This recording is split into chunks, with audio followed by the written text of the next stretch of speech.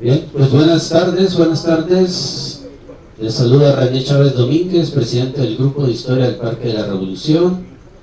Le doy la bienvenida a todos por aquí presentes en el Corredor Cultural Miguel Anguiano Carlos del Parque de la Revolución de la ciudad de Chihuahua. Saludo con afecto, esperemos que vayan llegando un poco más de compañeros. También un saludo muy afectuoso a los que nos siguen a través de Zoom, y pues bienvenidos todos. Y el día de hoy pues tenemos aquí a nuestro estimado compañero Ricardo Pels Marín. Ricardo, mucho gusto que estés por aquí en Chihuahua, y pues que me hemos visto ahí por Zoom, y pues un gusto de conocerte en persona, y aquí tienes tu casa. Entonces el día de hoy pues de acuerdo al programa, Ricardo, un aplauso para Ricardo,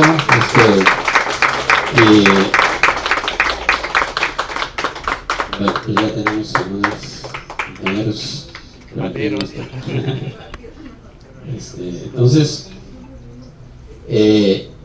Ricardo pues había apartado esta fecha para compartirnos ahí un tema de lo que él maneja, de sus tarjetas postales, y precisamente pues nos pidió esta fecha, dado que también pues va a estar aquí el resto de la semana en el congreso de tarjetas postales, que hablaremos después de la charla.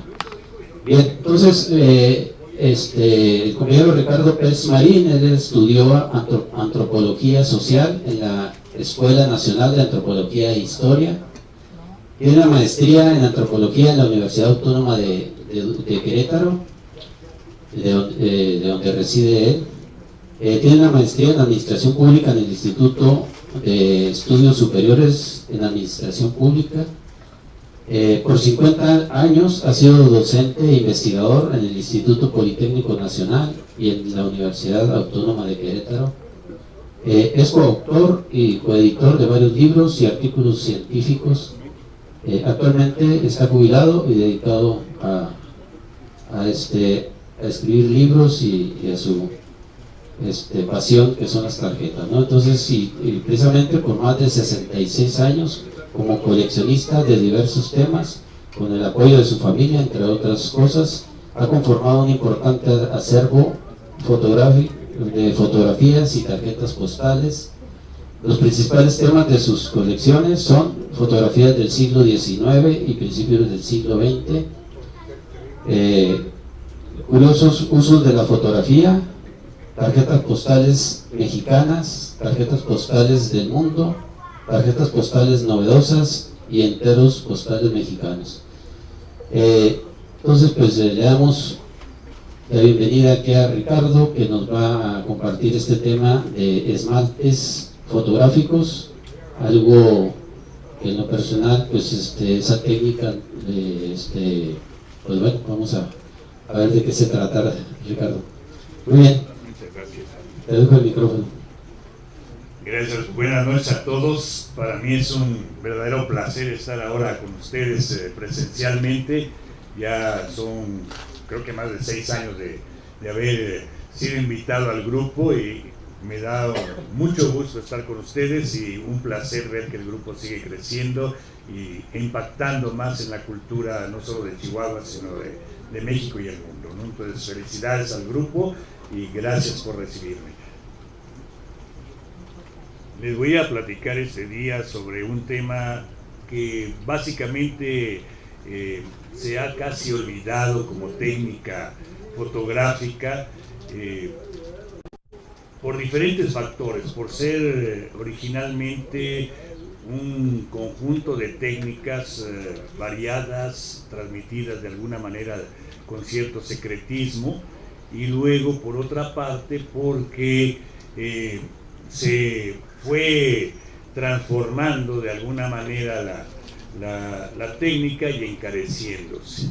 Y más tarde porque se especializó más en lo que es el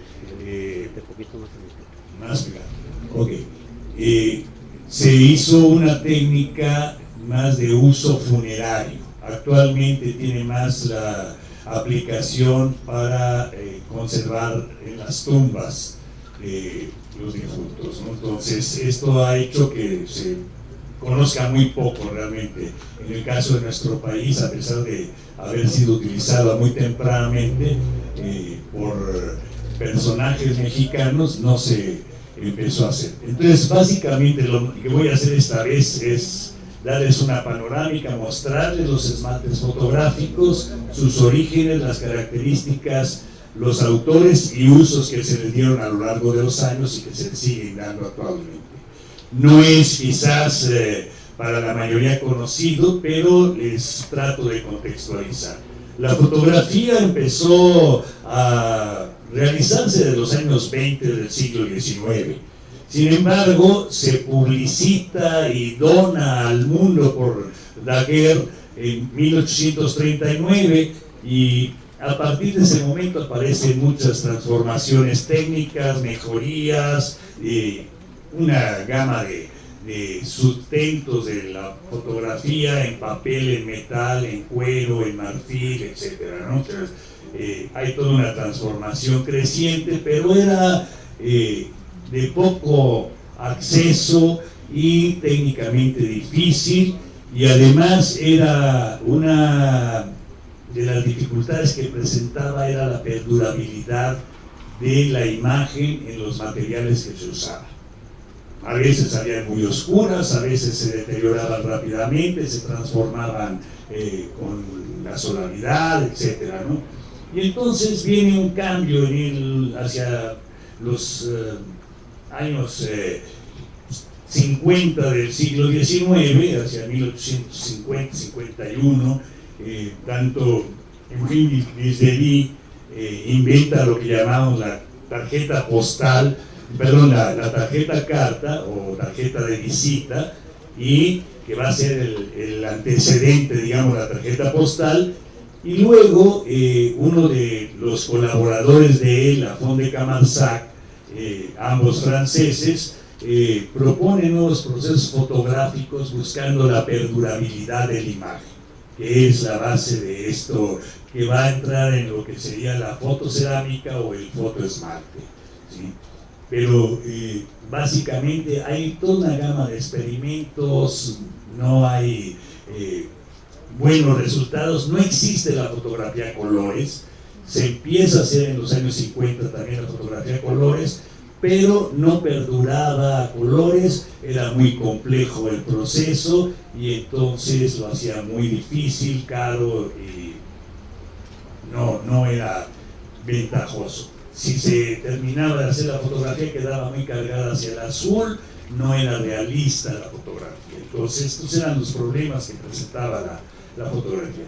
Ya hacia esos años, ¿verdad?, empieza la experimentación, pero nada más para darles idea de la problemática, es hasta 1903 que los hermanos Lumière, los inventores del cinematógrafo y la fotografía en 360 grados, las cámaras de 360 grados, inventan la fotografía en color con colores ya conservables, que es el autocromo, pero hasta 1907 se empieza a socializar y a hacer, ahora sí, para todo público, ¿no? Entonces, es una diferencia de casi 60 años entre el invento de los primeros trabajos de fotografía a colores y la fotografía a color. Y las fotografías de todo ese periodo no eran accesibles al público, salvo las de Grisdeville, que eran las más baratas, ¿sí? Pero para darles una idea, la técnica que vamos a ver nosotros va a venir a transformar la perdurabilidad de los materiales y más adelante la perdurabilidad de la fotografía, de la imagen, pero ya coloreada. Pero como no existe fotografía a colores, entonces los artistas lo que hacen es lo que están viendo. Estas son las tarjetas de visita inventadas por Grisdeville en Francia, que son pequeñas, 10 por 7 centímetros más o menos, de papel muy delgado. Se podían sacar varias tomas al mismo tiempo, hasta 8 o más tomas, por la cámara que tenía varios lentes, y entonces esto facilitaba tener copias baratas. Más o menos cuando empieza Disdería a sacarlas, en aquellos años costaban 20 francos, 12 fotografías. Era un cambio verdaderamente comparados con los sustratos sobre cobre y de poca perdurabilidad, como el daguerrotipo, que se dañaba con facilidad. Un daguerrotipo de, no sé, 18 por 24 centímetros estaría costando en esos mismos años 100 francos. Entonces, y a veces 150, dependiendo del fotógrafo. Entonces, compararla con una pieza de estas que están viendo ustedes sin colorear, que costara un franco con 60 centavos, unos 66 más o menos sería el equivalente, al dividir la docena, pues hacía realmente un gran avance en la técnica. Otro de los problemas en ese momento era el tiempo de exposición de las fotografías. Las fotografías requerían al inicio, con los daguerrotipos, hasta 8 minutos de exposición. Entonces la gente salía movida. No se podían hacer retratos tan fácilmente cercanos a los de gente muerta o a mucha distancia para evitar el efecto de movimiento y barrido de las imágenes. Y estas imágenes que están viendo son cartes de visite cercanas a los años 60, y en ese tiempo verán ustedes que están coloreadas a mano. Se podían colorear en acuarela, en pastel. Lo más habitual era la acuarela, pero había quienes las coloreaban a lápiz, en fin, ¿no? O sea, las técnicas variaban. Un poco para que se ubiquen quién fue este genio que era Pierre Michel Marie Alcide Lafont de Camarsac, con ese nombre en su casa lo querían, entonces firmaba Lafont de Camarsac. Imagínense llamarlo así, Pierre Michel Marie Alcide Lafont de Camarsac, pero bueno, pues, parece una oración, ¿no? O sea, sí. Y firmaba Lafont de Camarsac, y él es el que viene a proponer una técnica. Él era pintor, entonces se dedicaban a la cerámica, a la porcelana, a decorarla, y entonces busca la técnica de perdurabilidad del uso de la fotografía, hacerla perdurable a través del esmaltado sobre cerámica, sobre porcelana y sobre un sustrato de vidrio. Y es el gran avance que él propone, y entonces va a estar desarrollando esto, trabajando con Disdería en su estudio, y luego ya cuando hace la propuesta del esmaltado gana una medalla de oro en la exposición internacional en París en 1867, y luego eso que él descubre lo propone y lo da a conocer en un libro que es realmente importante, que para el avance de la perdurabilidad de la imagen en el medio de los fotógrafos. Él tenía su estudio en la calle de La Paz, en donde había una gran cantidad de fotógrafos. Entonces, al principio él intenta donarlo al mundo, ¿no? O sea, para un poco entender lo que son las técnicas de la fotocerámica, es importante que les lea esto, ¿no? Entonces, a lo mejor es un poco aburrido, pero es la única forma de darse una idea. Mejor se los voy a sintetizar. La técnica de fotocerámica básicamente tiene una placa de soporte que puede ser metálico o de cerámica o porcelana, y sobre la cual se va a imprimir la imagen fotográfica por diferentes técnicas, en positivo, en negativo, coloreada, retocada, y después ya se le vuelve a poner una capa de vidrio encima, si es sobre el esmalte fotográfico, sobre metal, ¿sí? O bien si es sobre la porcelana, y se hornea a una temperatura baja, ¿no? En comparación a la primera en que se hace la cocción de la cerámica, ¿no?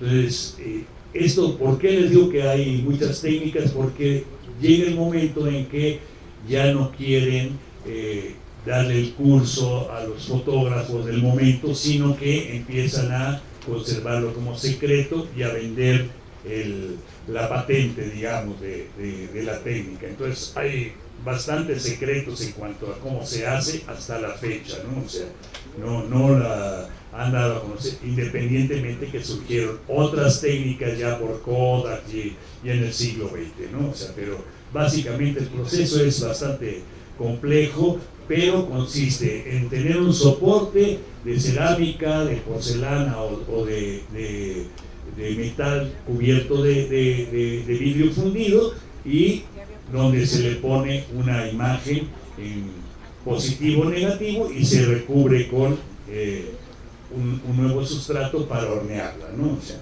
entonces esto sería básicamente las técnicas de fotocerámica que buscan la perdurabilidad de la imagen. Lo logra obviamente en ese sentido de conservarse. Las piezas desde los años 50 se conservan en una calidad impresionante. En este caso esta ya es tardía, una técnica más desarrollada, pero como es tan tardada no se vuelve tan comercial como se perseguía. La Fond de Camarzá quería que esto fuera la solución para hacer grandes tirajes industriales de cerámica, para abaratar los costos y agilizar el proceso. Es tan tardada que a final de cuentas no se hacía. Las primeras piezas que hace la Fond de Camarzá le llevaban 24 horas hacer una sola pieza, ¿sí? Pequeña, ¿sí? Entonces realmente pues, la cerámica no puede trabajar así, si la idea es hacer grandes cantidades de reproducciones, ¿no? Entonces estas piezas, verán ustedes, pero esta tiene buena calidad, pero vamos a compararlas ahorita con las siguientes. Esta está sobre cerámica, entonces la calidad es bastante más pobre. La anterior es sobre porcelana, se ve mucho más brillosa, más nítida. Se requiere que la fotografía original sea muy bien contrastada, los rasgos perfectamente definidos para que pueda tener una alta calidad. Y entonces en su aportación de la Fond de Camarzá, obviamente es este libro, que es uno de los primeros que se hacen, en donde se da a conocer la técnica y que empieza a impactar a nivel mundial, ¿no? O sea, en este libro, que se titula Retratos fotográficos sobre esmalte vitrificado y inalterables, vitrificados e inalterables, ¿no? O sea, él plantea los principios fundamentales de su técnica y la da a conocer al mundo. Ya después se da cuenta de que es un buen negocio, mejor pasarlo de mano en mano, ¿no? De la boca a la oreja, como diríamos nosotros, ¿no? O sea, y empieza a hacerlo.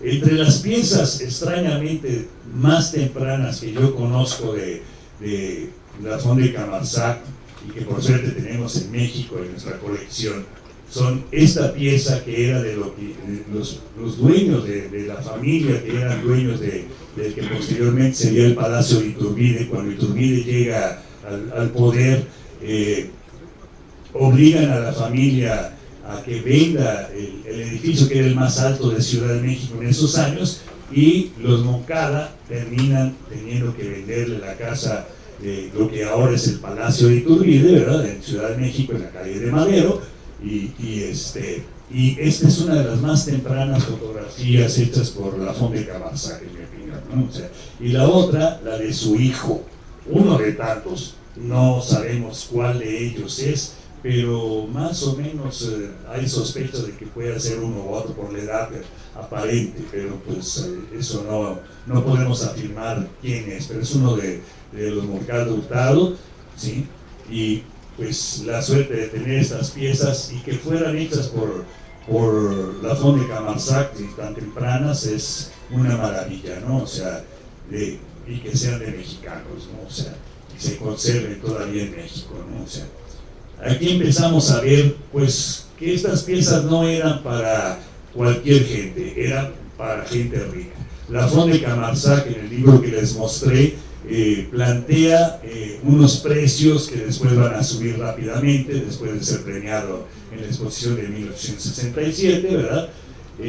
obviamente suben los precios y tanto la competencia hace que se encarezca, ¿no? O sea, entonces él planteaba el más pequeño que planteaba como esmalte, que es de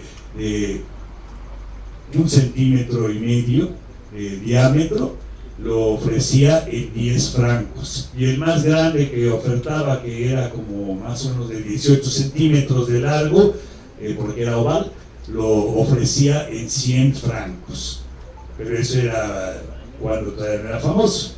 Pasa el tiempo, se hace acreedor a la medalla de oro en la exposición internacional de París de 1867, y obviamente los precios se disparan a pesar de la competencia de sus alumnos y de otros que vienen con nuevas técnicas en Inglaterra, etcétera, ¿no? O sea, se empieza a difundir el cómo aprovechar el esmalte, ¿no? Entonces, les voy a tratar de mostrar básicamente lo que hay, porque si no habría que tratar cada pieza en especial, tamaño, etcétera, ¿no? O sea, este que está bien es aproximadamente de 10 centímetros, no todos son de nuestra colección, bueno, fuera que los tuviéramos todos en México, ¿no? Son piezas que están en museos a nivel internacional o en colecciones privadas, ¿no? O sea, aquí por ejemplo este que es uno de los más tempranos, de 1865, ¿sí? Ya exitoso, la Fond de Camarsac. Observen el vidriado, que es muy importante, ¿no? O sea, las piezas se conservan así hasta hoy día, ¿no? Como si estuvieran nuevas, y eso que la fotografía no les favorece, porque como es vidriado, pues es muy difícil fotografiarlo, porque sale uno retratado en él con la cámara, se refleja, entonces andar buscando el ángulo correcto para que la toma sea más perfecta le quita calidad a la imagen. Pero ojalá pudiéramos algún día, si me permiten, traerles piezas ya para mostrárselas en vivo y en directo, para que hagamos una exposición por acá, si a ustedes les gustaría, lo proponemos y hacemos una exposición de estos materiales que son realmente piezas excepcionales, ¿no? Entonces, vean algo que es muy importante: la fotografía debe ser muy perfecta, muy bien contrastada, con fondos muy contrastados para que destaque más todavía en el trabajo. Empezaron pues a hacer cosas más pensadas para lo que es la cerámica, ¿no? O sea, aquí tomando una escultura, el esclavo moribundo, ¿no? O sea, para destacarla y ponerla como decoración. Retratos hechos por grandes artistas eran fotografiados para ser exhibidos, ¿no? O sea, entonces va evolucionando la técnica. En algunos casos van a ver ustedes cómo la Fond de Camarsac empieza a intentar dar algo de color. Aquí se logra insinuar un poco un azul de fondo y ahí algunos toques, ¿no? Él como artista pues empieza a probar esto, pero no lo desarrolla realmente. Hay bellezas como esta fotografía que es verdaderamente excelsa, me parece maravillosa esta fotografía, la expresión para un retrato de la época, ¿no? O sea, aquí otra de las pocas que tienen algo de color, ¿no? O sea, pero bastante pobre para el momento, ¿no? Va a ser obviamente uno de sus alumnos el que va a desarrollar la técnica de color, mucho más compleja, pero realmente excepcionales. Entonces, vean la calidad, las expresiones a nivel retratista. Ya más avanzado, pues se aúna con uno de los principales hacedores de marcos de latón y bronce, etcétera, ¿no? De Francia, ¿no? Había una técnica que también desapareció, que es el ormolu, que es como la parte de arriba del adorno, pero se terminó prohibiendo porque la gente se moría al prepararlo, ¿no? Producía tales gases que era mortal, ¿no? O sea, esta es otra de las piezas que desgraciadamente está rajada, pero el cristal, pero es también un intento de ponerle algo de color, ¿no? Aquí en esta igual está coloreada ligeramente, ¿no? O sea, ya en los años 60, pero muy pobremente. La Fond nunca logra básicamente una gran pieza colorística. Esta pieza, por ejemplo, es una pareja de esposos, ya muy deteriorado el terciopelo, pero pues lo importante es mostrar las piezas de la Fond de Camarsac, que eran pues para gente adinerada realmente, ¿no? O sea, porque todavía aparte de la fotografía había que comprar el marco, entonces cuesta verdaderamente, ¿sí? Y se ve, ¿no? La vestimenta de la gente, no es el pepenador, el pordiosero, ¿no? Es gente realmente adinerada. De todas las que tenemos nosotros es una pequeña pieza de 2.8 centímetros, ¿no? O sea, de las coloreadas, es una alsaciana de la zona de Metz, a donde terminó vendiendo a algunos fotógrafos de Metz la técnica para hacer los esmaltes, pero esta es una de las más perfectas coloreadas que conozco de la Fond de Camarsac, ¿no? O sea, ya para el 75, pero tampoco. Esta es una pieza de 4 centímetros de largo, 4,5 centímetros más o menos, ¿no? O sea, pero muy bella, ¿no? El personaje realmente interesante. Ya después de Camarsac, él empieza a trabajar la técnica con él, Jean-Louis Albert Mathieu de Roche, o de Roche, ¿sí? Y Mathieu va a perfeccionar la técnica del esmaltado tanto que la va a publicitar, igual a venderla, a transmitir su técnica, a pesar de haber aprendido con la Fond de Camarsac, que tiene tanto impacto que el nombre de la Fond de Camarsac desaparece básicamente de los esmaltes y aparece el de Mathieu de Roche, ya sea, y entonces la técnica ahora se va a llamar proceso de Mathieu de Roche, ¿sí? Entonces realmente ahora sí nadie sabe para quién trabaja. Gana una medalla de oro en la exposición de París en el 78 y su maestro va quedando en el olvido. Esta pieza no es de nosotros, verán que tiene diamantes por ahí, en fin, es todavía más compleja, ¿no? O sea, son piezas aún actualmente que se consiguen o muy baratas si sabe uno lo que está comprando, o muy caras, exageradamente caras, ¿no? O sea, pues cuando sabe uno hay baratijas, ¿no? Estas piezas son de las más grandes que hace Mathieu de Roche, ¿sí? Más o menos 12 centímetros de largo. Es una pareja, la señora y el señor de la casa, ¿no? O sea, son del mismo tamaño, que aquí en la imagen pareciera ser que la señora es más grande que el señor, pero son del mismo tamaño, ¿no? Muy raras por lo costosas de las piezas, ¿no? Esta también es el de Mathieu de Roche, que obviamente hace una gran cantidad, ¿no? Y se conservan, y él empieza a perfeccionar la técnica del coloreo de las piezas. Vean el realismo con el que están hechos, porque no es fotografía a colores, es fotografía pintada a mano en miniaturas a colores.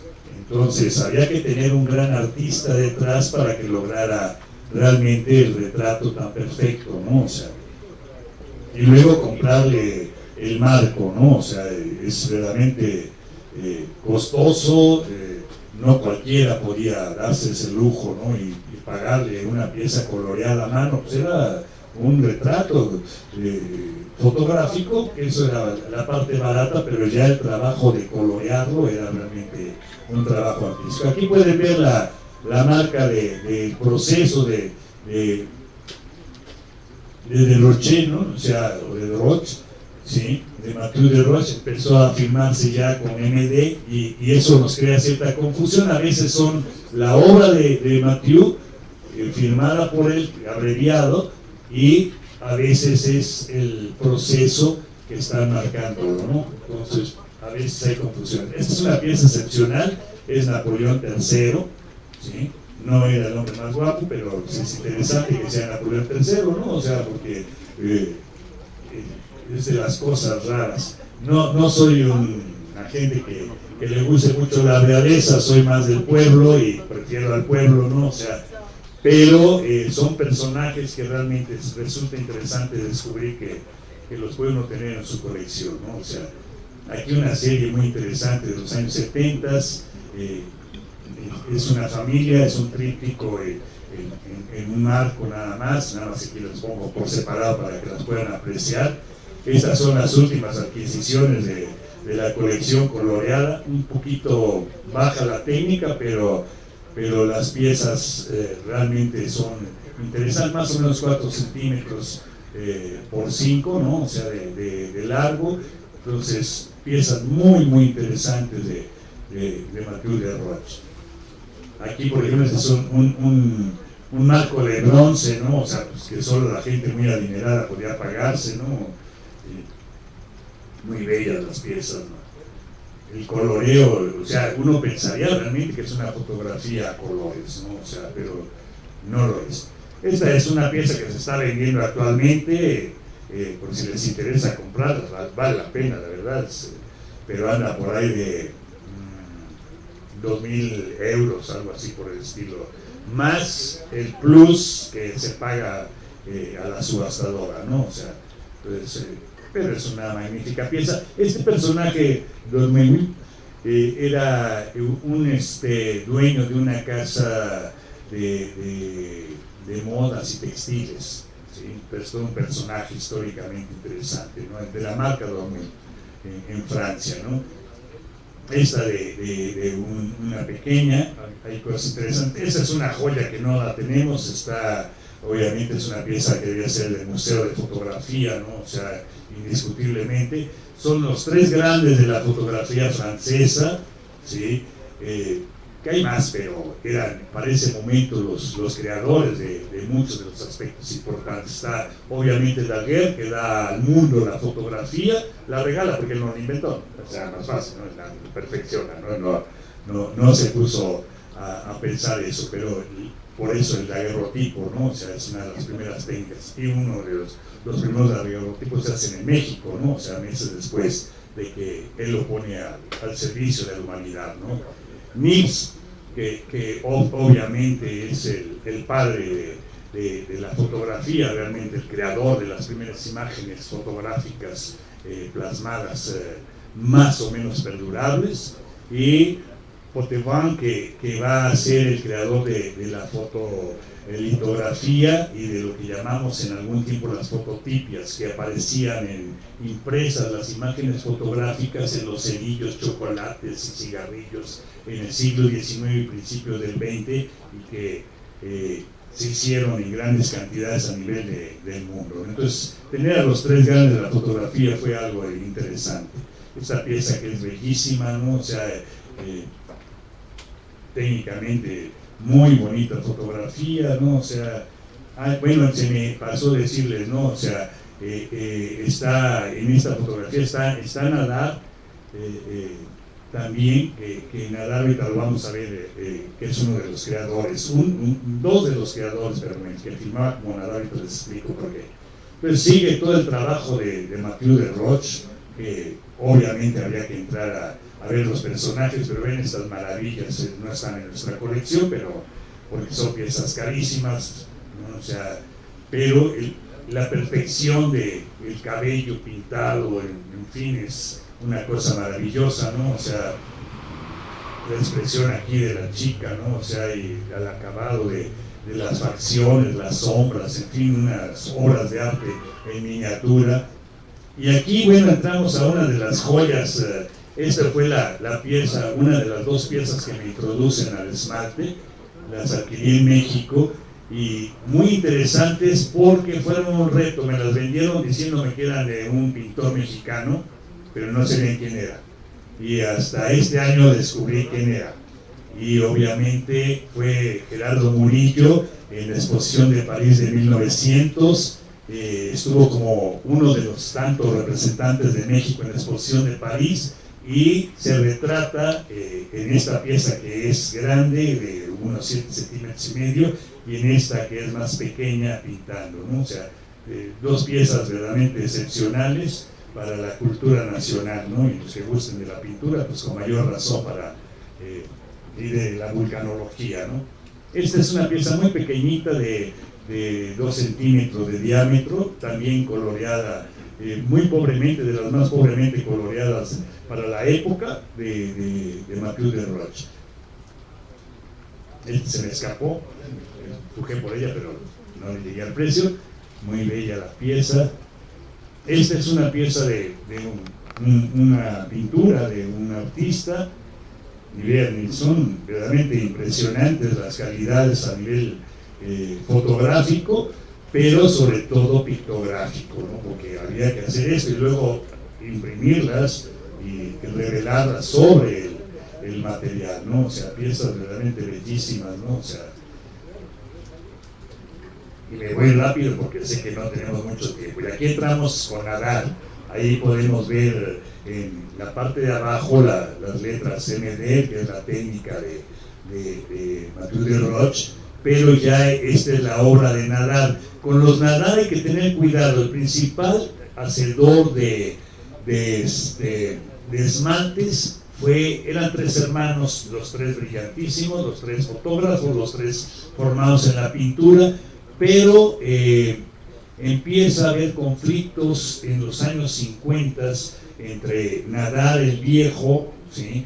y su hermano, o sea, Félix Nadar y su hermano André, y empieza a haber conflictos porque firmaba idéntico, tenía otro estudio pero firmaba igual Nadar, la misma firma, y era válido porque la liga, pues yo soy también Nadar, pues es mi apellido, ¿no? O sea, pero era el mismo dibujo del trazo de la firma, y entonces el hermano Félix demanda al otro, le gana la demanda y le prohíben seguir firmando así.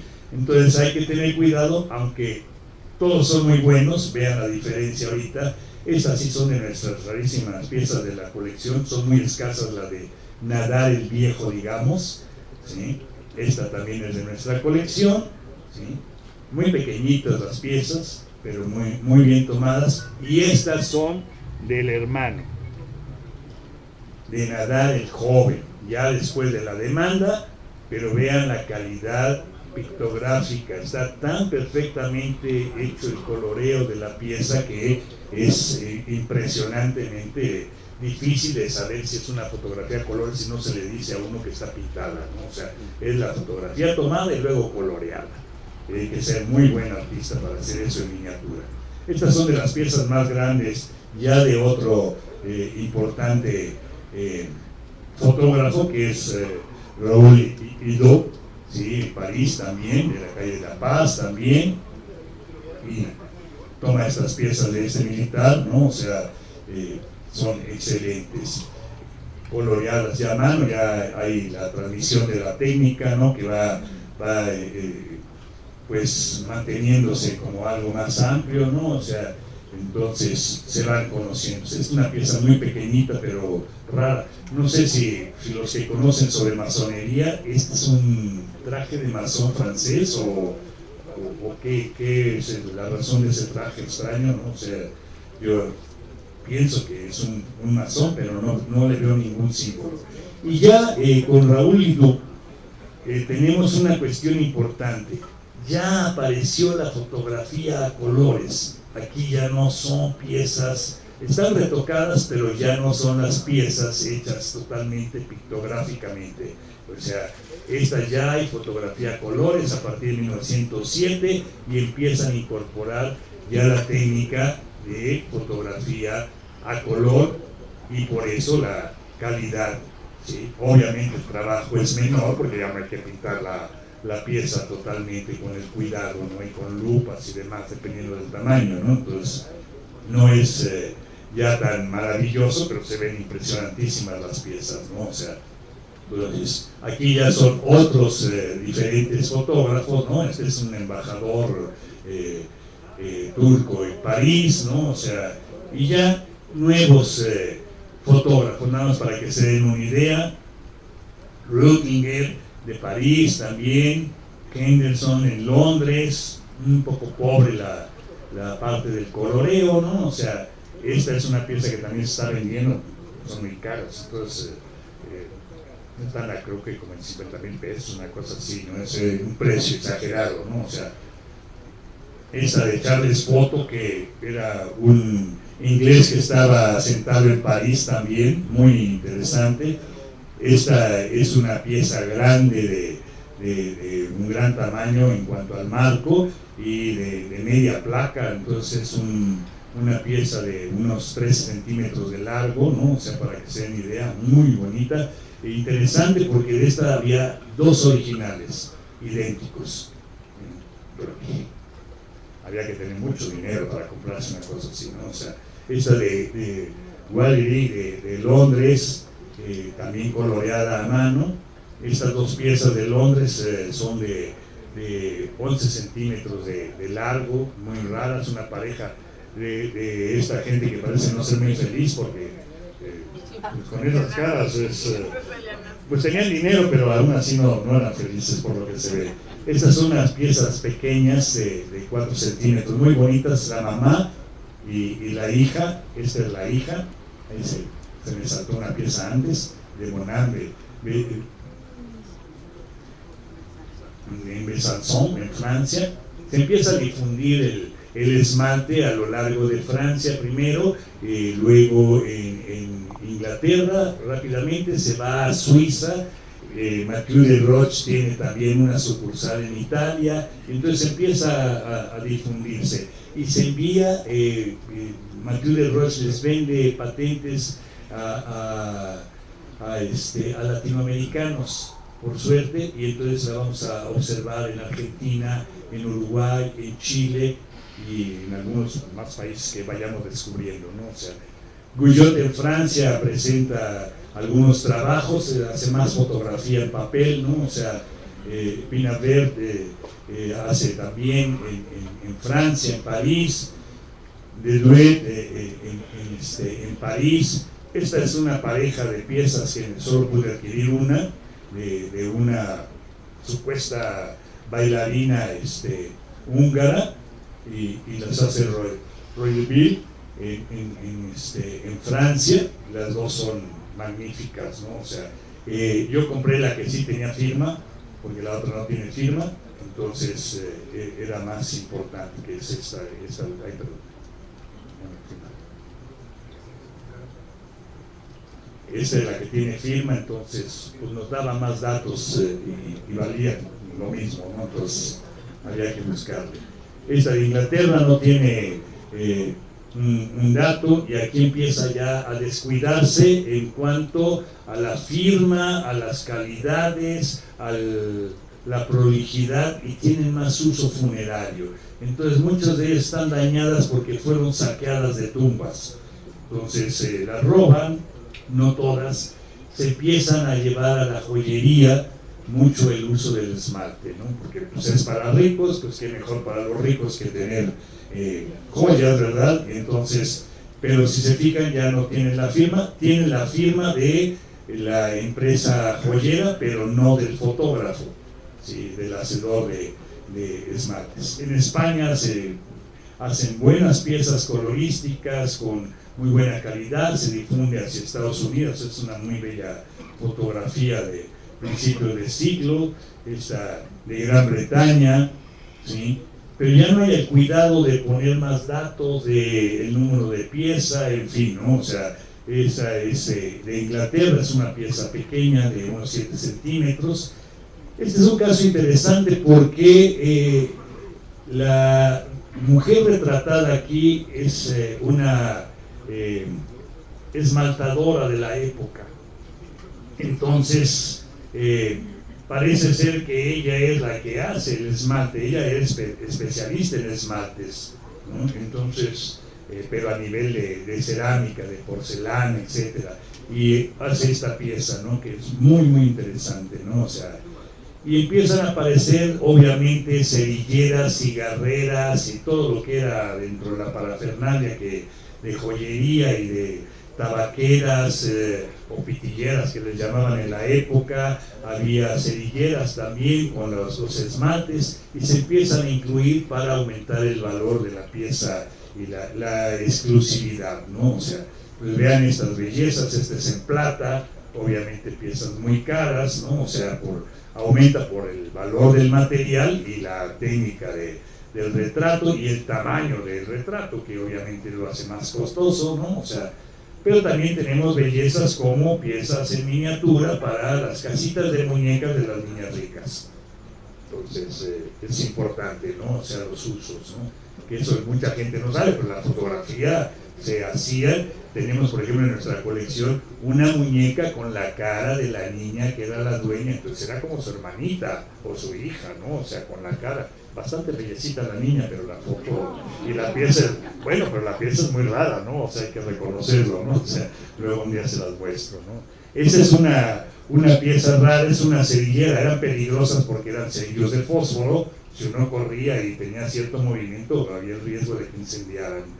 Y entonces era peligroso, ¿no? O sea, pero pues era habitual, ¿no? Entonces, los ricos normalmente sí lloran, pero no corren, normalmente, ¿no? O sea, no tienen de qué correr. Esta es una de las piezas que les comento, es muy rara, es una piececita para una casa de muñecas, ¿sí? Entonces, una pieza muy interesante por el uso, ¿no? En la familia, ¿no? O sea, este es un cantante de ópera italiano muy importante en su tiempo, ¿no? O sea, y se ve que era la pieza de su propiedad o de su familia para alguien, ¿no? O sea, aquí ya les muestro rápidamente piezas de diferentes autores y de diferentes países. Este es un caso interesante, el uso de un esmalte funerario, muy triste, porque dice a nuestra pequeña hija querida Henriette Mas, muerta el 7 de junio de 1919, julio, ¿verdad? Sí, a la edad de 10 meses, ¿no? O sea, trágico y todo, pero nos da mucha información histórica. Esta es robada de una tumba, no sé si los dos murieron al mismo tiempo o qué, ¿verdad? No, eso no importa, pero estaba en una tumba y se la robaron, obviamente. De España, esta es una pequeñísima, y aquí empiezan a ver calidades tremendamente pobres. Este sí le pone los datos del autor, ¿sí? Y las fechas, lo tiene patentado la técnica, es muy mala su técnica, pero está patentada, ¿no? O sea, Daplin de Italia, en Florencia, ¿no? O sea, de España, obviamente el señor se murió, pero pues había que ponerle en la tumba, entonces por eso, ¿no? O sea, no es la mejor fotografía, pero seguramente era la que tenían y pues es la que pusieron, ¿no? Estas son muy bellas, ya tardías, ¿no? De España también. Es una pareja, la madre y la hija, muy bonitas piezas. ¿Por qué no les pongo todos los datos tampoco? Porque tampoco debe uno desarmar una pieza que está hace 100 y pico de años o 100 años conservada, porque se daña. Entonces, si no se hace con cuidado, es mejor no meterles manos. Mucha gente las trata de desarmar porque tienen idea de que hay un secreto adentro del portarretratos y destruyen piezas valiosísimas, ¿no? O sea, porque imaginan que está ahí la herencia de los abuelos o no sé qué, ¿no? O sea, algún secreto misterioso, ¿no? O sea, a veces sí aparecen cosas raras, ¿sí? Pero normalmente dañan las piezas, ¿no? De esos de España ya tardíos, ¿no? O sea, pero básicamente funerarios, ¿no? O sea, algunos son de uso doméstico, este también es funerario totalmente, se nota que se lo robaron, ¿sí? Desgraciadamente, una cosa es ser ladrón y otra cosa es ser tarugo, ¿no? Porque pues hay que ser ladrón, pero pues tener más cuidado con las piezas históricas, ¿no? O sea, no dañarlas, ¿no? Esta es una pieza muy rara, una pareja, pues, es un pendiente post-mortem, ¿sí? Que era muy común en el siglo XIX, pero tenían características especiales, había que marcar que era de luto, ¿no? O sea, este es el siglo XX, ¿no? Es una española, esta es una de las pocas piezas que he visto de Argentina, ¿no? O sea, muy bella, pero con técnica fotográfica ya de Kodak, de muy alta calidad. Kodak sacó de mercado sus dos productos que vendía, porque no fueron exitosos, ¿no? O sea, pero eran de muy buena calidad los trabajos que se hacían con sus películas. Luego vendieron esa técnica a un nivel privado. Esta es una de Uruguay, muy grande, estas son de 18 centímetros de largo, muy raros, pero son funerarios, ¿sí? Estos dos, de la misma familia, ¿no? O sea, son piezas muy raras. Entonces, aquí les dejo las fuentes, les invito a que se deleiten a ver con calma y poquito a poco, ¿no? O sea, para que las degusten. Espero que les gustaran. Si tienen preguntas, si nos da tiempo, adelante, por favor.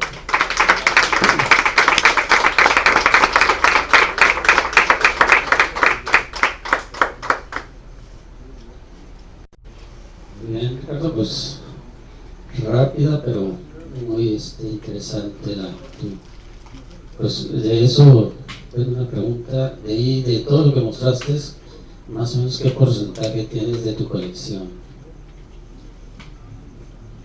Bueno, de todo lo que mostramos, nosotros tenemos unas 75, 80 piezas, más o menos, ¿no? O sea, que sí, pues son difíciles y caras, poco accesibles, ¿no? O sea, y pues la mayoría están en colecciones de museos, entonces es difícil, ¿no? Pero vamos encontrando poco a poco y es cosa de buscar en las subastadoras y todos los viajes y un poco de suerte también, ¿no? O sea, vamos encontrando cosas porque pues el problema es que las encuentran a precios estratosféricos, ¿no? O sea, si salen en subasta son peor todavía porque uno ve el precio de la subasta pero no ve que todas le ponen una cosa elegante que le llaman premium y el premium va entre 20 y 30% extra que hay que pagar, más impuestos de importación, etcétera, cuando se traen por vía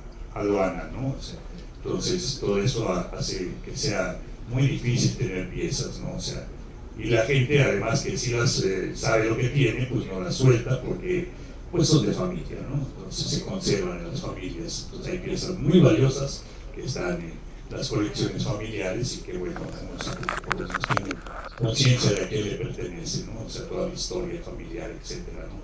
Entonces, pero sí es más o menos lo que tenemos nosotros. Muy bien. Tenemos por aquí a Guillermo Cervantes. Hola. El Belz.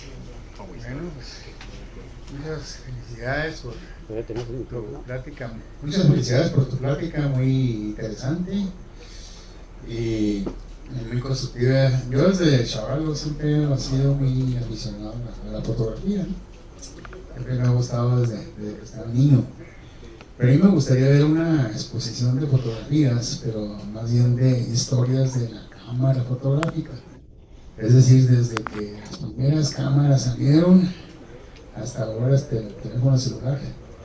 Sí, veo que pues, sería bastante interesante preparar una plática de eso. Sí, yo voy a tratar de a ver qué puedo investigar para ofrecer inclusive aquí con nosotros una plática con nosotros. Bueno, pues muchas gracias y felicidades. Ves que hayas venido desde Querétaro. Yo tengo el gusto de conocer la ciudad de Querétaro, muy bonita. Y bueno, esperemos que aquí tu estancia en Chihuahua sea muy placentera. Gracias. Gracias, muy amable. Muchísimas gracias. Tenemos a Antonio Chao. Chao. Bueno, felicidades por la plática e historia de la fotografía. Bueno, yo aprendí a revelar rollos de fotografía en la clínica del parque de la manera más sencilla, en blanco y negro, y después el proceso de las diapositivas que se usaban como 6 químicos, en el que creo que los papeles fotográficos estaban emulsionados con plata y los rollos de Kodak que usábamos estaban emulsionados también con la solución de plata. En blanco y negro, el revelado en blanco y negro era el revelado del baño de paro y el revelador, y quedaba ya fija en la película Kodak. Y era muy interesante porque cuando uno estaba aprendiendo a revelar rollos era necesario tener un cuarto a oscuras y desarrollar el tacto para meter la película fotográfica en una especie de un disco, y que se iba metiendo la película hacia adentro y luego ya el proceso era esa película metida en la espiral, meterla en un tubo de tanque, y luego tenía un dispositivo especial para ir metiéndole los químicos, el baño revelador, y luego empezaba 3 vueltas para adelante, 3 vueltas para atrás, pasaba una especie como de 3 minutos, vaciaba, hacer el baño de paro y luego proceso de revelado para que quedara fijo cuando era en color. Y el mismo proceso para el revelado de diapositivas, pero eran como 6 químicos con un baño de paro entre químico y químico. Pero es muy interesante cómo viene la historia de la impresión sobre la loza, sobre la cerámica, y estoy suponiendo que se usaban químicos derivados de plátano o de hierro para fijar la imagen. Sí, en realidad yo también empecé así en la fotografía, ¿no? O sea, haciéndole y donde analógica, en la ¿no? clínica del parque con el doctor Pedro. Y entonces pues, todos teníamos que aprender así, no había más allá de esto, ¿no? Ahora es muy fácil todo lo que hacíamos nosotros ahora en lo digital, pues le aprietas nada más dos teclas y ya te salió todo, ¿no? O sea, es mucho más fácil, ¿no? Pero realmente el proceso era muy lento. Y eso ya nos tocaron los avances de la fotografía, porque originalmente también había la fotografía, el cianotipo, heliografías que se hacían exponiendo al sol, etcétera, ¿no? O sea, el orotono que les platico, que el orotono hay de 3 tipos, uno que va con una cosa que le llaman barniz de plátano, porque es color así como la cáscara de plátano, y que da el efecto de tercera dimensión un poco y de dorado, el color de fondo, ¿no? O sea, con oro de hoja atrás, que es el más perfecto, es como un espejo dorado, ¿no? O sea, entonces, pero obviamente son técnicas caras, ¿no? O sea, entonces no accesibles para la mayoría, ¿no? O sea, y la mayoría es desconocidas por lo mismo costoso de los trabajos, ¿no? No estaban al alcance de cualquier gente, ¿no? Entonces, sí, los químicos, pero sí, se hizo químicos difícil, eran realmente caros. fue cambiando, ¿no? Los químicos eran caros, y los de color, con los cambios de temperatura se alteraban las sustancias y cambiaban los efectos que producían en el proceso. Entonces, si se hacían viejos había que cambiarlos porque también modificaban la calidad de la fotografía. Si era uno pobre, pues se los echaba como fuera, ¿no? O sea, no, si un químico estaba a punto de caducar, creo yo que se le daba más tiempo de revelado para que estuviera expuesta más el papel y la película sobre el químico, pero pues eran mañas que teníamos los fotógrafos. Y los pobres, porque más pobres, pues más tiempo había que sacarle provecho a los líquidos y no se ponía uno a dejarlos ahí olvidados, ¿no? Había que, vamos a revelar color, tenía uno que tener pensado que había que sacarle el provecho porque eran caros y duraban menos, ¿no? O sea, entonces tenían su gracia, había que tenerlos a la temperatura adecuada, etcétera, ¿no? O sea, pues sí, sería muy interesante platicar sobre toda esta cuestión del desarrollo de la fotografía y en 1000 técnicas, ¿no? O sea, pero yo les platico un poco así brevemente. Nosotros, sí me gusta mucho la fotografía, hago fotografía, he hecho mucha fotografía científica, artística, etcétera, pero lo que a mí me gusta más es la parte histórica de los usos que ha tenido la fotografía y queremos olvidar, porque o no hemos olvidado porque nunca lo conocimos, ¿sí? Pero que nos hemos descuidado de mostrar. Casi todos mostramos ya el resultado de una fotografía maravillosa, perfecta, pero no las técnicas que se usaron y los procesos que se llevaron a cabo. Entonces, tener piezas y cosas que tienen que ver con el uso de la fotografía, encontrar botones fotográficos para la ropa, ¿sí? Las mancuernillas que usábamos antes con la fotografía de la esposa, la hija, la amante, etc.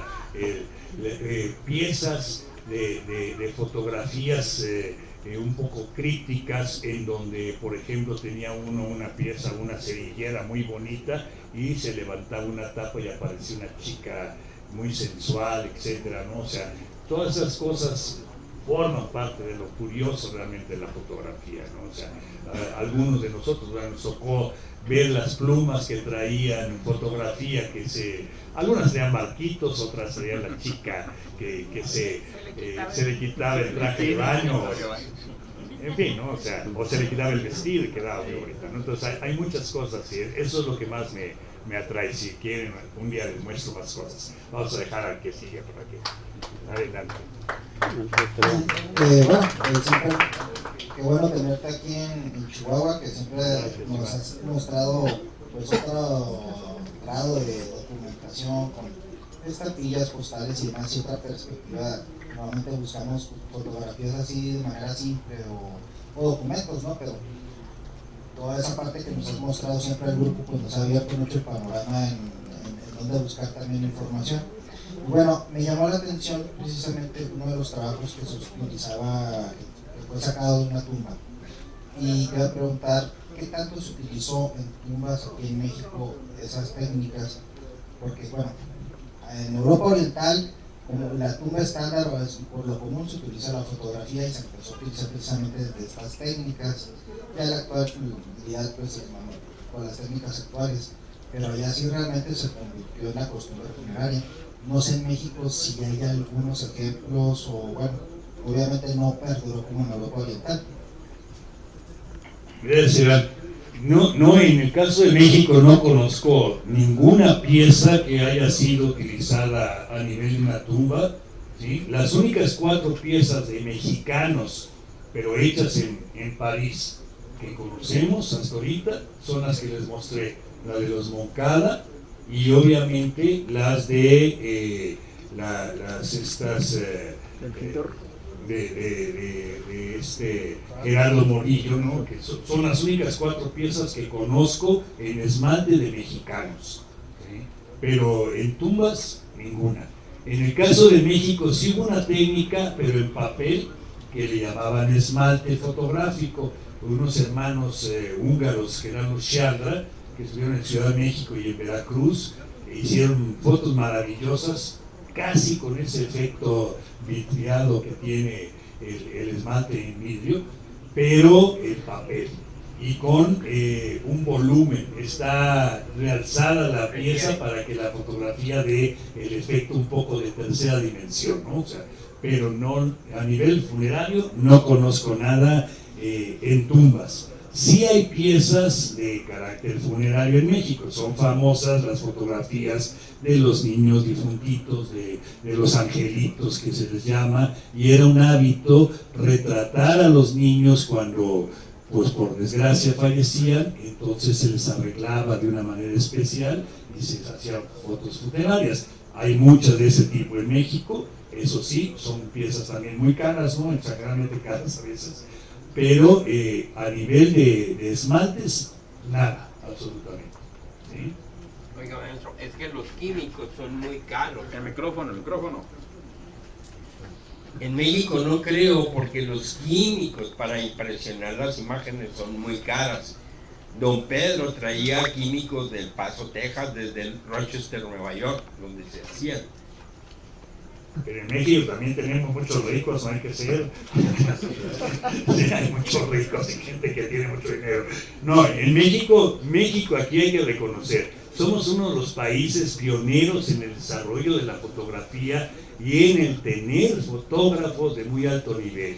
Una de las primeras fotografías que tenemos estuvo hecha en México. Uno de los primeros daguerrotipos a nivel mundial se hizo una fotografía en Veracruz, en San Juan de Ulúa y el puerto de Veracruz y el convento de San Francisco, ¿no? O sea, la iglesia de San Francisco.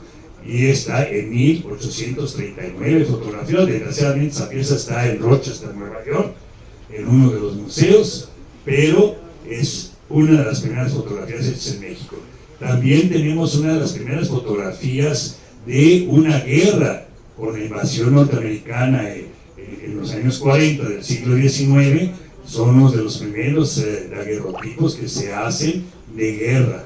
Y en el caso de la invasión en Chihuahua, que ahí vamos a hablar de Chihuahua, que es importante, uno de los primeros aviones militares caídos está retratado aquí en Chihuahua. Entonces, tenemos cosas muy interesantes en la fotografía en México, ¿no? O sea, realmente sí hay grandes fotógrafos que vinieron a México, tanto norteamericanos como franceses, primero los franceses, ¿no? O sea, en el siglo XIX, Michoy, Meril, toda una serie de grandes fotógrafos que llegaron indiscutiblemente también aquí, algunos con la invasión o la llegada del emperador Maximiliano, ¿no? Como lo quieran ver, ¿no? O sea, al llegar Maximiliano se vienen muchos fotógrafos franceses, ¿sí? De los más tempranos, algunos muy buenos como Briquet. Ahora que tenemos el Congreso Mexicano de Tarjetas Postales, el 19 Congreso Mexicano de Tarjetas Postales, están invitados todos.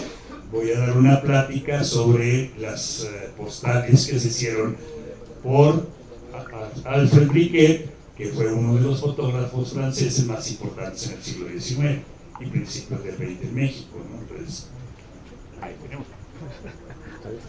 Sí, Ricardo, pues yo más bien para reconocerle, para agradecerle a Ricardo Pels que nos esté acompañando aquí después de 6 años de estar aquí con el grupo. Pero también quiero aprovechar, aquí lo viene acompañando Guadalupe Morales Grifaldo. Él fue el culpable de presentarnos, de apoyarnos con el material que se presentó en un evento que organizamos de tarjetas postales en el Museo de 250 rostros. En el Museo Republicano, donde van a tener su evento ustedes. Gracias. Él viene también acompañando a Ricardo en esta ocasión y van a estar precisamente participando en ese evento que tienen a partir del jueves. En la tarde. Bueno, pero tú tienes tus pláticas el viernes. El viernes. Ya chequé por ahí, Sí. vamos a sacar.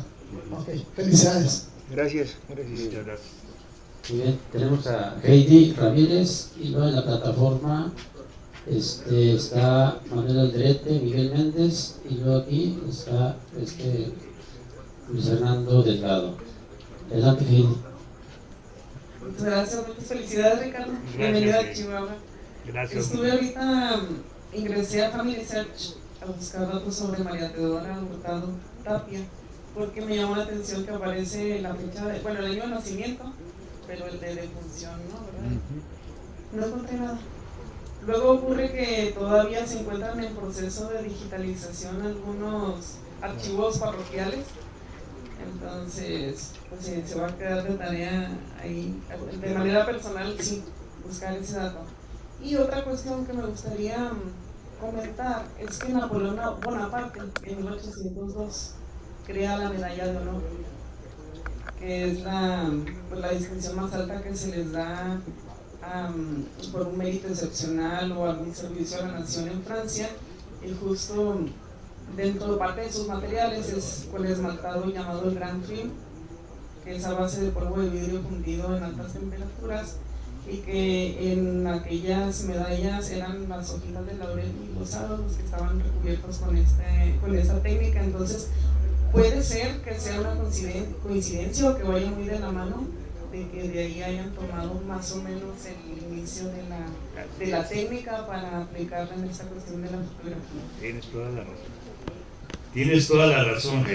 En realidad, la técnica que crea la Font de Camarsac propiamente salta de la cerámica a la fotografía. En realidad dicen que es un híbrido, ¿no? Estás juntando la técnica fotográfica con la técnica de cerámica, del vidriado de la cerámica, ¿no? O sea, en cerámica vamos a encontrar cosas maravillosas, ¿no? O sea, realmente con esta transformación. Él intentaba la perdurabilidad de la imagen, pero sobre todo el llevar la fotografía a la producción industrial de cerámica y de porcelana, ¿sí? Porque lo que sí tenemos antes que la aparición de la fotografía son rostros, por ejemplo, de la realeza, etcétera, en la cerámica con técnicas semejantes, ¿sí? A lo que él va a utilizar posteriormente. Se funde sobre metal que va muy bien. Claro, y entonces se hacían ciertos trabajos, por eso les puse unas piezas de cerámica donde ves una alta calidad en la que está colores, ¿no? O sea, de la primera imagen, la segunda es un poco más pobre, no dejan de ser muy bien elaboradas, ¿no?, para la época, pero realmente sí es una técnica del vidriado que ya existía en la cerámica combinado con la fotografía, porque aquí la bronca es lograr que quede perdurable la imagen, que sea perfectamente identificable la imagen, porque bueno, si ustedes ven lo que es nuestro material fotográfico actual, si pones un negativo es un acetato normalmente, entonces meterlo a 720 grados de temperatura pues se te quema, y tenían que encontrar la forma de lograr que se incluyese y que se viera perfectamente, ¿no? Un día les voy a traer las piezas para que las conozcan, si nos ponemos de acuerdo y hacemos una exposición museográfica para que las conozcan y las vean en vivo, porque sí cambia mucho la imagen, ¿no? Gracias. Bien, bueno, vamos a tomarle aquí la pregunta a Luis Fernando, y para ya irnos a la plataforma con Miguel y con Manuel Andretti. Adelante. Muchas gracias. Muy interesante tu plática, Ricardo. Mi comentario, que es pregunta al mismo tiempo. Muchos de las fechas que estuviste presentando los esmaltados son de la época del realismo de la pintura en Francia. De hecho, traes uno de Courbet, que Courbet es el principal expositor del realismo en la historia. En ese entonces, en la época del realismo, dejaban de pintar personajes que pagaban, porque los cuadros eran caros, ¿verdad? Nadie iba a ver a alguien al común. Y tú acabas de decir que los esmaltados eran muy caros, y pones puros personajes pues que se ve que tienen un poder económico más o menos. Entonces mi pregunta es, si el realismo de la pintura tuvo alguna influencia en el esmaltado en esas fechas, y si hay algunos trabajos que no sean fotografías, que sean cosas comunes como el realismo de la pintura. Y felicidades y bienvenido. Gracias. Muchas gracias. Bueno, en realidad la pintura tiene que ver tanto con la fotografía, que es, obviamente la va a marcar, ¿no? O sea, en el proceso evolutivo cambia según el país, las condiciones, etcétera, ¿no? O sea, la moral también, ¿no? O sea, las concepciones religiosas, en fin, va a influir sobre la fotografía. Pero en este caso en particular, sí influye de alguna manera muy directamente las concepciones. Desgraciadamente no hay en mi colección, por lo menos, y no es fácil conseguirlas, pero sí hay algunas piezas, por ejemplo, en donde vemos cosas más de reproducciones, ya no de retrato, como traté de mostrarles que era lo que buscaba realmente los fotógrafos y quien pagaba por esto. Pero en las prácticas ya, digamos, experimentales de los fotógrafos, con el fin de lograr que esto se llevase hacia la cerámica ya como algo industrial, ¿sí? En sus experimentos hay muchos retratos de paisajes, hay por ahí una miniatura muy bella de un barco de estos de vapor, por ejemplo, cosas de este tipo, ¿no? O sea, ya más tratando de mostrar la realidad, o como vimos esa escultura que les mostré y algunas otras cosas, pero en general, pues es que quien iba a poner billete no quería que vieran a su perro, ¿no? O sea, no conozco ningún esmalte de perros, por ejemplo, de gatos. Primero porque técnicamente era muy difícil retratarlos si no se quedaban quietos por los tiempos de exposición.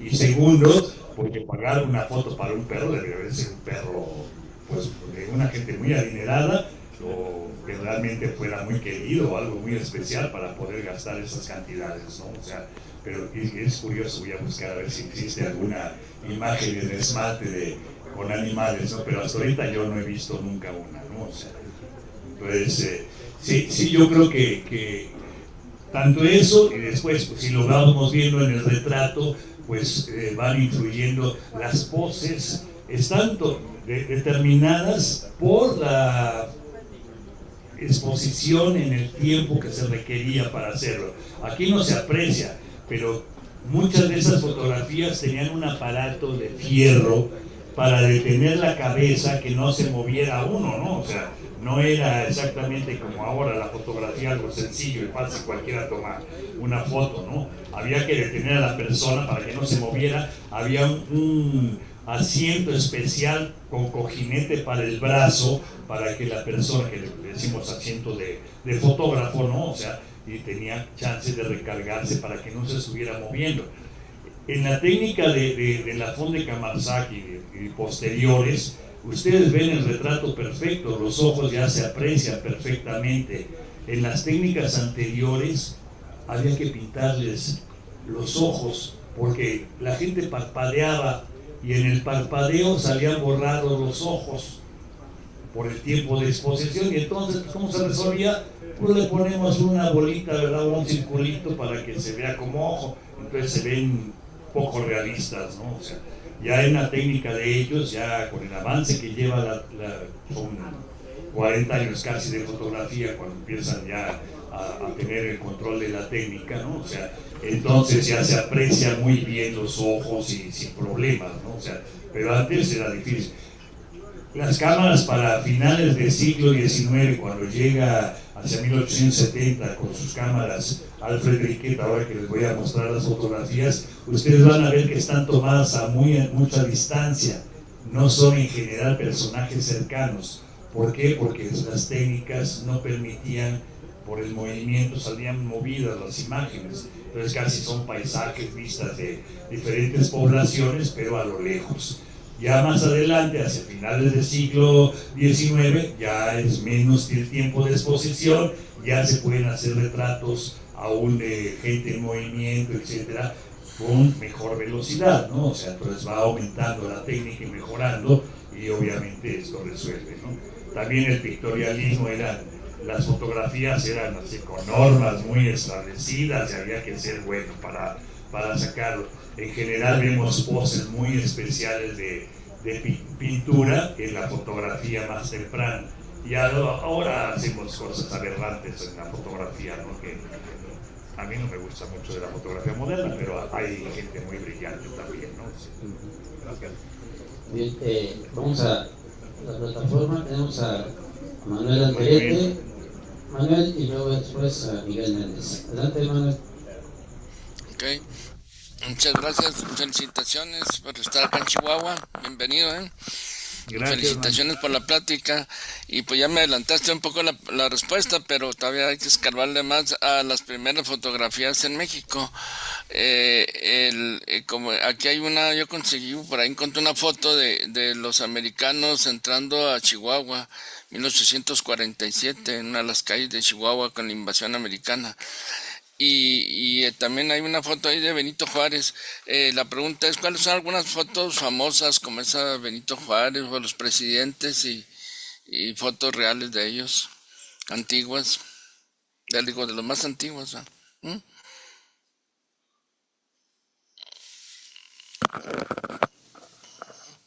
Sí, bueno. No entendí bien la pregunta, ¿me la puedes repetir? Porque no escuché. Sí, comentarios sobre las fotos más antiguas en México.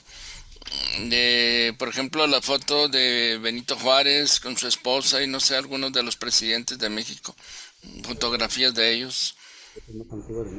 Bueno, en cuanto a la fotografía de personajes en México, pues sí tenemos a muchos fotógrafos importantes, siglo XIX obviamente, ¿no? O sea, yo comentaba que la primera que se conoce, por lo menos el daguerrotipo, es del puerto de Veracruz, después ya algunas de Ciudad de México, entre las tomadas en 1839, ¿sí? Que se conoce que fueron tomadas en México, ¿no? Así que son fáciles de identificar. Ya posteriormente pues van apareciendo una serie de fotógrafos, muchos de ellos franceses, en fin, o sea, con la invasión francesa llegan muchos, ¿sí? Y llegan gente muy brillante de fotógrafos. A la partida de Maximiliano se quedan algunos.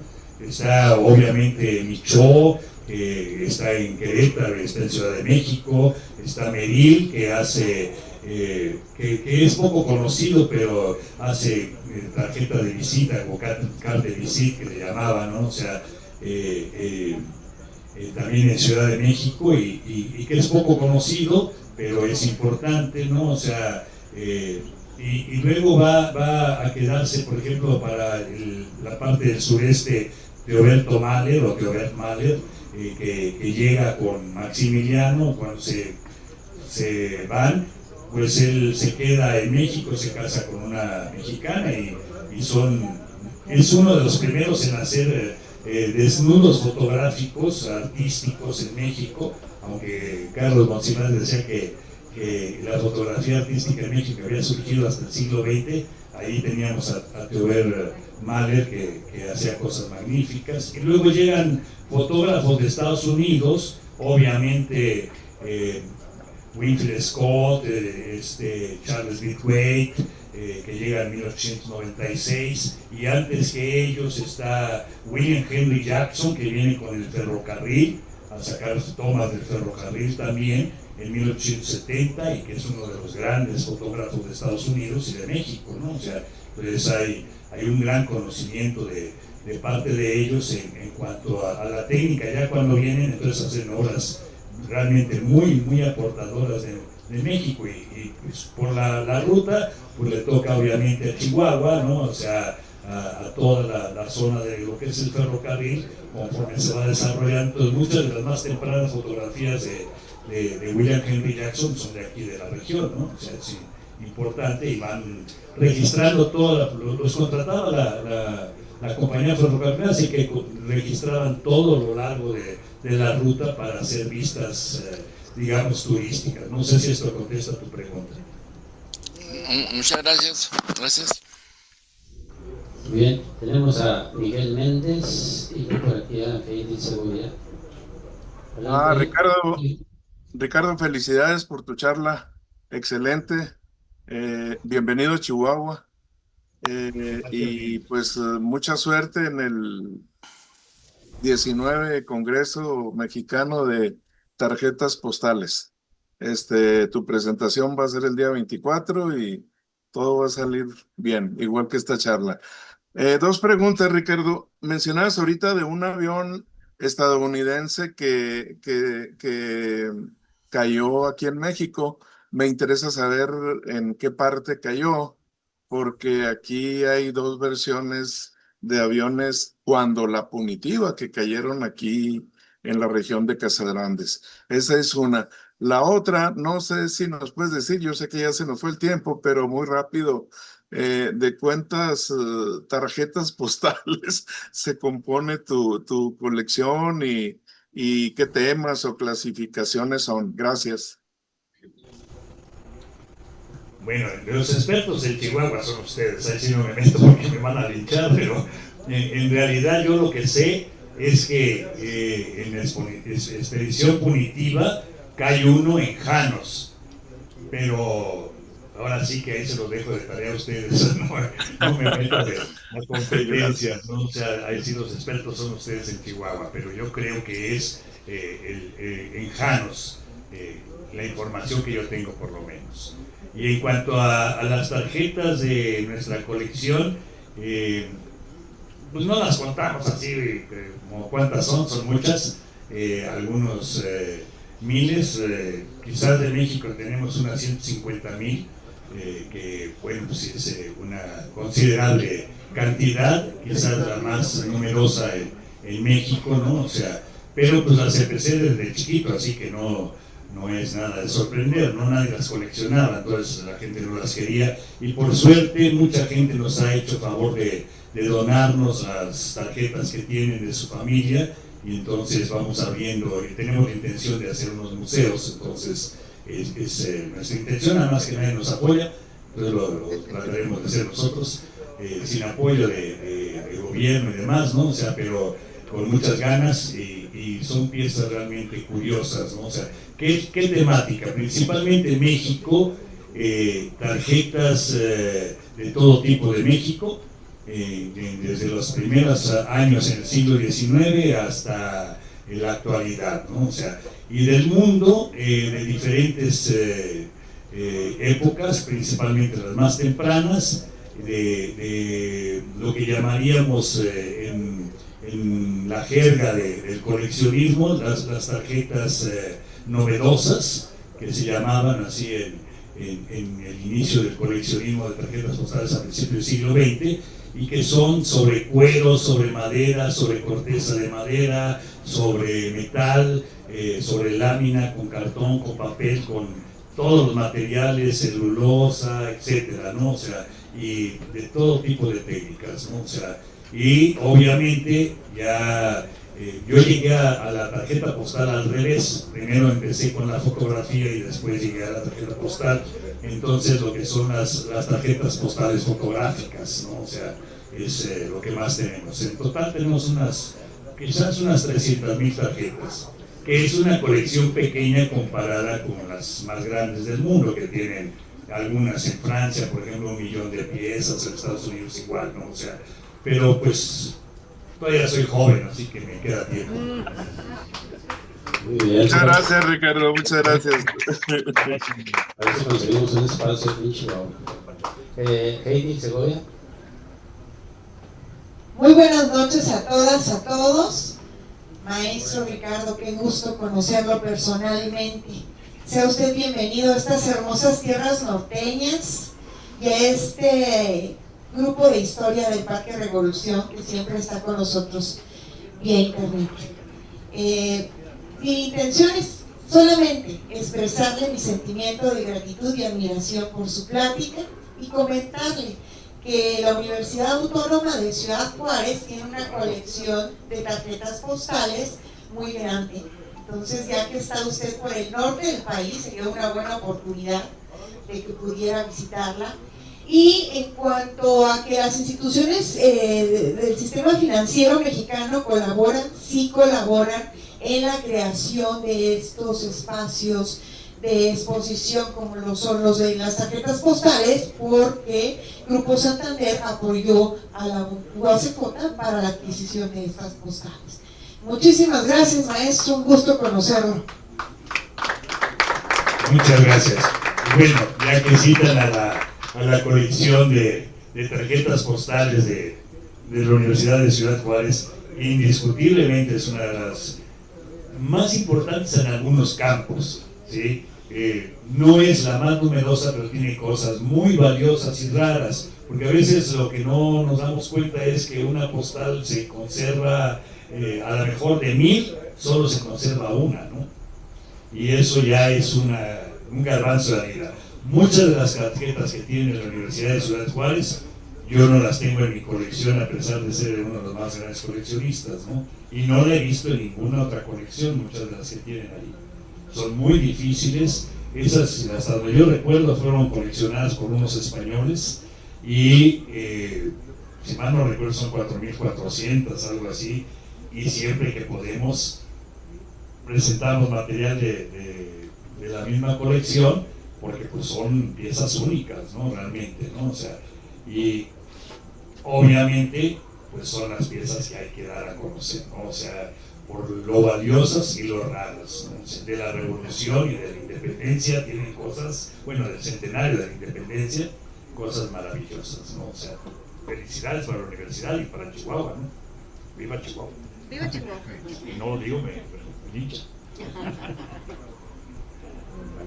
Tenemos a Silvia y seguimos a los comentarios del chat. Adelante. Hola, Ricardo. Como siempre, tus pláticas fabulosas, ¿verdad? Muy entretenidas, muy activas. Una pregunta. Comentaste que la fotografía a color empezó como en 1915. Fue cuando... ¿sí? Fue cuando empezaba ya está bueno, porque yo recuerdo que en 1960 a mí me retrataban en blanco y negro. ¿Éramos muy pobres o qué? Digo. No, es que era cara. Era pobre.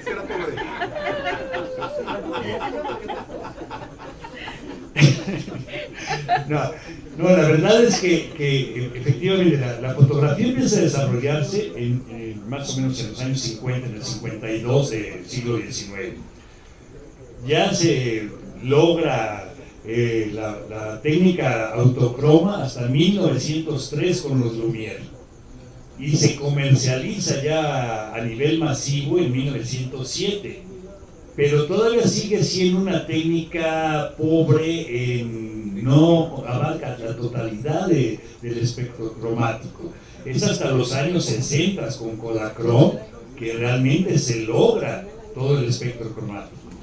Y no, pero vamos, de todas maneras, eso no exactamente, no cambia la situación económica. Era realmente escaso los estudios fotográficos, porque como comentábamos hace rato, el material y los tiempos que se requerían de uso de los líquidos para los colorantes, o sea, eran muy sensibles a los cambios de temperatura, había que mantenerlos, no se podían estar usando poco tiempo para pocas piezas, entonces no cualquier estudio podía tener eso, porque era muy costoso, y entonces pues era pobre el fotógrafo y pobre el cliente también. O sea, sí, no me escapo. no se escapa, ¿no? O sea, entonces era difícil realmente, no por lo mismo, ¿no? Muy bien, pues Guadalupe, adelante. Ricardo, has hablado de colores y de blanco y negro, ¿no? ¿Sí? ¿Qué me puedes platicar sobre el color sepia? Bueno, sobre la fotografía en sepia, lo que llamamos sepia empezó desde el siglo XIX con las técnicas de los bromuro, en fin, y luego ya hacia el siglo XX empiezan a aparecer ciertas técnicas en donde había, por ejemplo, una tarjeta postal que podía, dependiendo de cómo se procesara el revelado, salía en verde, en negro, en sepia o en azul, ¿sí?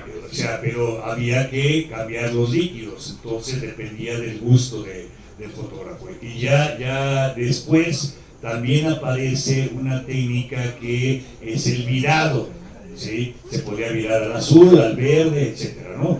Pero ahí en ese caso había que decolorar primero el material positivo, digamos, lo decoloraba uno y luego se viraba con las sustancias adecuadas para que hiciera verde o sepia, etcétera. Era otro proceso, ¿no? O sea, ¿qué tan abundante era escaso en nuestra juventud, de los años 50, 60, ¿no? O sea, era escaso el uso del sepia porque era un proceso adicional y era más costoso. En la época del siglo XIX, principios del XX, era dependiendo del gusto del fotógrafo. Era más abundante, por decirlo así, y se pierde. Gracias. Ok, muy bien. Bien, pues ya finalmente vamos al chat. Hay 4 que son muy bonita e interesante la exposición, dice María Luisa. Felicidades, muchas felicidades Ricardo, desde Obregón, súper interesante, poseo varias piezas también, dice. Bueno, pues nuevamente un aplauso para Ricardo por esta interesante charla y vamos a hacerle un pequeño obsequio aquí a Ricardo. Okay. Si quieres enfocar. Bueno, miren, vamos a aprovechar aquí. Héctor Chacón trajo un par de obsequios para Ricardo, pero dice que no, pues por parte del grupo. Bueno, ya está dicho el mensaje. Mira, es esculturas indígenas del estado de Chihuahua, y es una.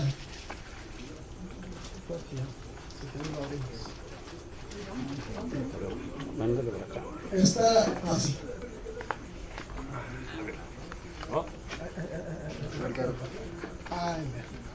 Ay, mero.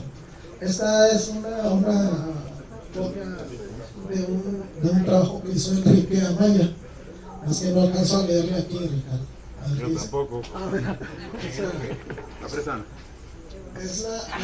Está en el Ojo Caliente, conferencia con el guía. Aquí viene el guía, y aquí vienen llegando los españoles para que lo conozcan así desde el programa. ¿Okay? Gracias, Héctor. Muchas gracias, Héctor. Gracias a todos por recibirme, por aguantarme. Y gracias por los obsequios. Creo por eso le dan uno regresando a cada rato. Así que espero que sea cierto. Muy bien. Bien, pues tuvimos nuestra charla.